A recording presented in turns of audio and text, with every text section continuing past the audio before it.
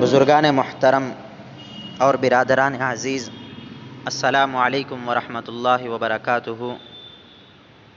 یہ ماہ محرم الحرام جو اسلامی تاریخ کے لحاظ سے پہلا مہینہ ہے، اسلامی سال محرم سے شروع ہو کر ذی الحج پر ختم ہوتا ہے۔ سال بھر میں جتنے مہینے اور جتنے دن ہیں، ان میں کوئی دن یا کوئی مہینہ معیوب یا منحوس نہیں ہے۔ البتہ اللہ تعالیٰ نے بعض مہینوں پر فضیلت عطا فرمائی، جیسے رمضان کی بڑی فضیلت ہے، شعبان کی اپنی مستقل فضیلت ہے، اسی طرح سے محرم الحرام کی بھی رسول اللہ صلی اللہ علیہ وسلم نے فضیلت بیان کی ہے۔ اور سرکار دو عالم صلی اللہ علیہ وسلم نے یہ بات ارشاد فرمائی کہ 4 حرمت والے مہینوں میں سے ایک مہینہ محرم کا بھی ہے۔ محرم کی فضیلت کا اس بات سے ہمیں اندازہ لگانا چاہیے کہ رسول اللہ صلی اللہ علیہ وسلم نے ارشاد فرمایا،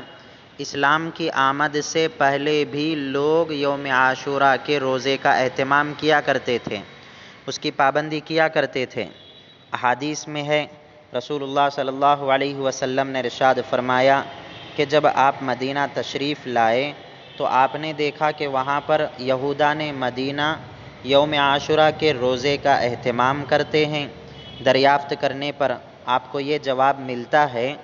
چونکہ یوم عاشوراء کو محرم الحرام کی 10ویں تاریخ کو اللہ تعالیٰ نے فرعون اور فرعونیوں کے ظلم اور تشدد سے حضرت موسیٰ علیہ السلام اور بنی اسرائیل کو نجات اور آزادی عطا فرمائی تھی، لہذا یہودی اسی شکرانے میں ظلم سے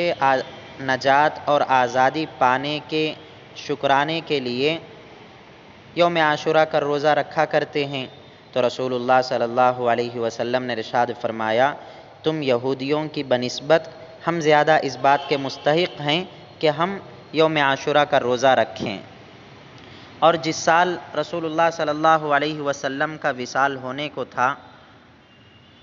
اس سال آپ صلی اللہ علیہ وسلم نے ارشاد فرمایا، اگر میں آئندہ زندہ رہوں تو یوم عاشوراء کے روزے کے ساتھ ساتھ ایک روزے کا اضافہ کر لوں گا، یعنی 9ویں تاریخ کا روزہ رکھ لوں گا، اس لیے کہ یہودیوں کی مخالفت ہمیں کرنا ہے۔ اگر وہ بھی یوم عاشوراء کا روزہ رکھتے ہیں، مسلمان بھی یوم عاشوراء کا روزہ رکھتے ہیں، گویا مسلمان یہودیوں کی اتباع کرنے والے سمجھے جائیں، مسلمان یہودیوں کی مشابہت کرنے والے سمجھے جائیں گے۔ تو سرکار نے ارشاد فرمایا صلی اللہ علیہ وسلم، مسلمان یہودیوں کی مخالفت کرتے ہوئے ایک روزے کا پہلے یا بعد میں اضافہ کر لیا جائے۔ آپ صلی اللہ علیہ وسلم نے یہ بھی ارشاد فرمایا، رمضان المبارک کے روزے فرض ہونے سے پہلے یوم عاشوراء کا روزہ اس امت پر فرض تھا، اور جیسے ہی رمضان کے روزے فرض قرار دے دیے گئے تو اب محرم الحرام کی فرضیت باقی نہیں رہی، البتہ اس کی سنیت برقرار ہے۔ یوم عاشوراء کا روزہ رکھنا سنت اور مستحب ضرور ہے، اور رسول اللہ صلی اللہ علیہ وسلم نے اس سلسلے میں ارشاد فرمایا، میں امید کرتا ہوں کہ اللہ تبارک و تعالی یوم عاشوراء کے روزے کی بنیاد پر پچھلے 1 سال کے گناہوں کی بخشش فرمائیں گے۔ یوم عاشوراء کا روزہ گزشتہ 1 سال کے گناہوں کا کفارہ بن سکتا ہے۔ ان احادیث سے پہلے تو ایک بات یہ معلوم ہوتی ہے، یہ پیغام دینا ہے کہ یوم عاشوراء کا روزہ رکھنا ہے، یوم عاشوراء کا روزہ رکھنا سنت اور مستحب ہے، اور اس کے ساتھ ساتھ ایک اہم پیغام اور میسیج ان احادیث سے ہمیں یہ ملتا ہے۔ بالخصوص ہمارے بر صغیر میں یوم عاشوراء کے تعلق سے ایک غلط فہمی یہ پائی جاتی ہے کہ لوگ یہ سمجھتے ہیں یوم عاشوراء کی جو فضیلت ہے وہ شہادت حسین کی بنیاد پر ہے رضی اللہ عنہ، حالانکہ یہ سراسر غلط ہے، یہ حقائق کے خلاف ہے۔ اس لیے کہ ذرا آپ خود پچھلی باتوں میں غور کیجئے، جس میں نے کہا رسول اللہ صلی اللہ علیہ وسلم کی ارشادات میں یہ بات ملتی ہے کہ آپ نے ارشاد فرمایا، یوم عاشوراء کا روزہ بہت پہلے سے ہے، اس زمانے سے ہے جس زمانے میں حضرت حسین رضی اللہ تعالیٰ عنہ کی شہادت تو کجا، حضرت حسین رضی اللہ تعالیٰ عنہ کی ولادت بھی نہیں ہوئی تھی۔ تو اسی سے اندازہ لگا لیا جا سکتا ہے اس بات کا جو ہمارے بر صغیر میں مشہور و معروف ہے کہ یوم عاشوراء کی جو فضیلت ہے وہ حضرت حسین کی شہادت کی بنیاد پر ہے، جو یکسر غلط ہے،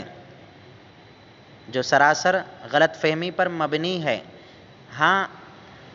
یوم عاشوراء کو حضرت حسین رضی اللہ تعالیٰ عنہ کا شہید ہونا یہ حضرت حسین رضی اللہ تعالیٰ عنہ کے لیے باعث فضیلت ہے۔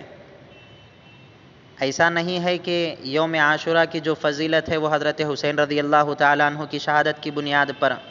اور ہمارے یہاں مشہور بھی محرم الحرام کا مہینہ شہادت حسین ہی کی بنیاد پر ہے، یہ بھی بالکل غلط ہے۔ اس لیے کہ یوم عاشوراء شہادت حسین سے بہت پہلے سے مشہور و معروف ہے۔